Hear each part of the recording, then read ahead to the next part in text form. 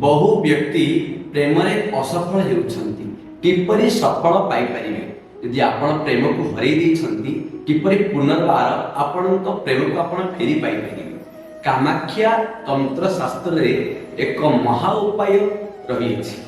आपण अमावास्या तिथि रे एक भुजपत्र टे संग्रह करंतु एवं कला काउ पर को संग्रह करंतु। आपण अष्टगंध चंदन एवं श्रीकरपुर ता सहित केश लगी एकत्रित करी आपण ओम क्लीं क्लीं कामाख्या क्लीं क्लीं नमः ए मंत्र लिखंतु।